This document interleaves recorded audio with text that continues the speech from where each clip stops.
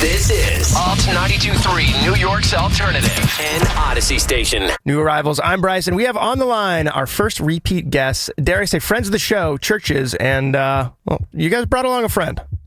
Yes, we have. Indeed. Robert Smith of The Cure, thank you for joining us. How's everybody doing? Good, thanks, yeah. New arrivals. I mean, the music is new, technically. Yeah, no, it thrills me. It's arrived. I'm thrilled to have all of you guys here. Obviously, Chvrches, we've spoken before, but Robert, welcome to the show. Thank you. Hello, Ian. Hello, Martin. Hi, everyone. Hi, Robert. Hi, Bryce. Good to see you guys again. I mean, you guys all know what it is. I think that's like a show. It's new music, Sunday nights. And I never miss it, personally. But tune in regularly. Well, I definitely want to start at the beginning because obviously the best part of doing these interviews and doing a press run is answering the same question over and over and over. How do we get here? How did all this happen? This is such a good crew. Are you going to tell version A, B, or C today, just so I can... Just a whole new Let's do a version D, yeah. Does anyone want to take a stab at version D? I think you should do it because I did it 5 minutes ago. So I guess it happened through our manager who was like trying to fish for he knew how big a fan we were of The Cure. He knew the way that we felt about it, and he was trying to get in touch with Robert's management. Didn't realize that Robert was self-managed, and he called us up one day freaking out saying, "I've just had a message from Robert Smith of The Cure." We were like, that's not funny. And we're like, yeah, haha. And he was like, "What do we want?" And I was like, "I don't know. Let's send Robert a bunch of music and see if he's vibing on any of it." And the collab really grew out of that. Suffice to say, we were pretty chill, whatever. It's quite funny getting a request for something that you don't know what the request's for. Well, I think that our manager, he just had a message from Robert saying something along the lines of, "What do you want?" I think it probably was, "What do you want?" Yeah, totally. A valid question, because we were like, we don't really Why know. are you on my doorstep? Yeah. We're just sniffing about, and you're like, what is it that you require here? So then you guys send this batch of music to Robert. Robert, you get this music. What draws you to How Not to Drown? Well, I think there was 5 or 6 songs in the initial batch that I got, which were a lot of them. They were pretty well formed actually by that point. I mean, they sounded, like they're proper songs. They were kind of like, they weren't just like sketches. And How Not to Drown had a bit of a male vocal going on it, which helped me to kind of like allowed me to kind of think how I could fit into it. And also there was just something about the song itself, melodically and texturally, that I just it kind of reached out to me. I loved them all. I mean, I wrote back with my thoughts on each one of them, as I remember, saying, "I love this, but I can't see I'm going to fit on it. Number 2, I love this, so it wasn't a cut and paste either. I actually thought this, but I ended up, I sort of sang along to them. I remember walking around outside singing along to them, and I just felt that How Not to Drown was just sort of like, it just felt right. You can't really explain sometimes why, it just felt right. Sure. I mean, it's funny for me because I found out about the song on a Zoom with the band and then almost immediately got to hear it. I didn't even have time to really anticipate what that might sound like. Though in my mind, I sort of assumed it was going to be really doomy. And then... Why? What you mean it's not? Maybe, I don't know. Well, it's funny because it was either I was like, it's either going to be really like doom and gloom, or it's going to be like very happy and uplifting. And it's funny, it ended up in this real sweet spot, I think, which leads me to the remix, which just came out, which is a bit more maybe of what I would have expected. Sprawling, vast, very sheen, if you will, at times. How did that end up happening? I know you did like a Deftones remix too in this period, but how did the remix come about? I was asked to do. I mean, I did one anyway. I was saying earlier to Lauren, I took some, because I got all the stems and the various bits of the song, and so I listened to some of the things, and there were little bits I thought, I wish that was louder in the mix. I did say, I think. Just turn the bass up. That's the only thing I actually said about the original mix. Because I think it's a great mix, but there was a bit of the bass I thought, oh, come on, that's a hook. The hi-hats as well, was it not? Yeah. Oh yeah, the hi-hat. Yeah, okay. So turn the hi-hats down. And it's a sample.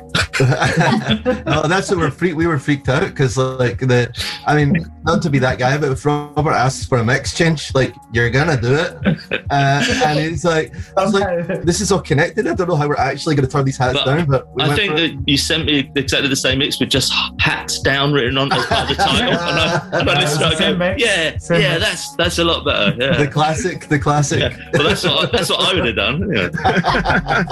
This is such a great pairing. I would be curious there's been so many great collabs over the years. Do you guys have any favorites before this? I wish you'd tell me some.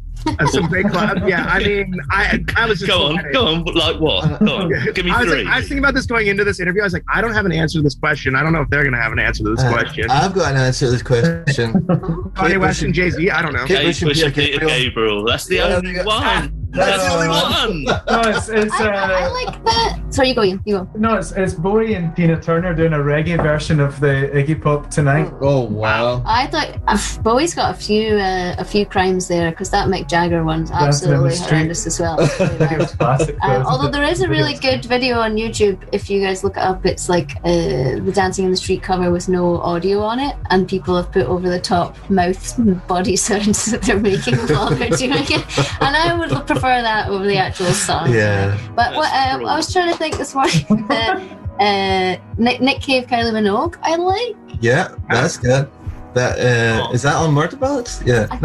Is it? It is, yeah. I think what we're discovering here is there are many more bad collabs than good. There really are. Right. Yeah. I know those ones that you can tell are like labels have been like, what a great idea. Let's just plop this person next to this person and that'll be great. And then you get... I misunderstood actually when I got because I got it through saying, think about some good collaborations, for later on today. Like, we expect you to come up with it. I'm like, so I've been sitting outside for half an hour thinking like, I thought of Kate Bush and Peter Gabriel. I was thinking like Laurel and Hardy. A very important collab. True. TCDB gang, yeah. Yeah, Marx and Engels, Watson and Crick, like that. Yeah, they're honestly, it's one of those things. You started this by saying there's been so many great collaborations, and there haven't. It's really weird. Like my favourite collaborations are mine. Yeah. Well, that was the elephant in the room. Is that I would have brought up the glove. But but you can't really. Castle's one as well. Yeah. So it turns out the only person that does good collaborations is Robert. Yeah. So you should be in charge of them all. Blink. I like the one thing I did with Blink. Gorillas. I like the thing I did with this. I mean, come on. I'm the go-to collaboration guy. I can't imagine how many kids were so confused and then became huge Cure fans because of that Blink song. Yeah, possibly. Yeah. Robert, I have to ask you. You've said that these next 2 Cure albums may be your last. Do you see yourself doing more collabs then? You've been in conversation with me for a few minutes now. I just talk rubbish. A lot of the time I just I've been reading a book called Consciousness Explained by Daniel Dennett, and that's about I read it about 10 years ago, trying to figure out how do thoughts and how does what I'm saying come out of my mouth. I've got no control over a lot of it, and I'm no closer to understand. I just finished it yesterday, and I still don't know why I'm saying this. It's like I don't think that when I said that I probably thought that, but I don't think they will be. How do I know? I have no idea.